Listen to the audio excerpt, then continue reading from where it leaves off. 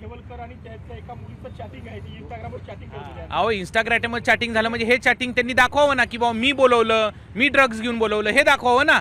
तुम्ही चॅटिंग आहे किंवा 100 जे 5-5, 10-10, 20-20 हजार फॉलोअर असतात, कुणाशी जर समजा हाय हॅलो बोललो तर त्या संदर्भात NDPSचा ऍक्ट लागू होतो का?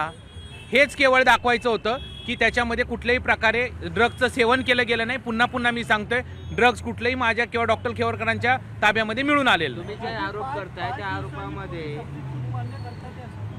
नाही. मी असं काही कुणाची चूक बीक म्हणणार नाही, ज्याचा त्यांनी रोल ज्याने करावा. तुम्ही जे आरोप करताय ते त्या आरोपात जर काही तथ्य असेल तर त्या अधिकाऱ्यावर कारवाई करतो असं आयुक्तांनी सांगितलं का? हे बघा, हे प्रकरण हा खूप हाईप झालेलं एकदम स्ट्रॉंग ही आहे नाही का, मीडियासमोर हे झालेलं. हे छोटं प्रकरण नाही, एखाद्याच्या पर्सनल लिबर्टीचा आणि पर्सनल आयुष्याचा प्रश्न आहे. जर एखाद्याला जर अशा प्रकारे खोट्या गंभीर अंमली पदार्थासारख्याच्या केसमध्ये जर गुंतवणूक हे केलं असेल तर ते बाहेर आल्यानंतर ना ते 100% ठरवतील याच्याविषयी दाद मागायची काय करायचं. पण ही एखादी स्टोरी रचून सगळं केलेलं सगळं हे का सगळं प्रथमदर्शनी तर तसंच दिसून येते.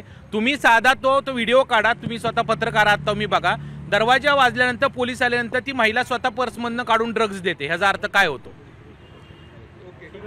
Okay, yes.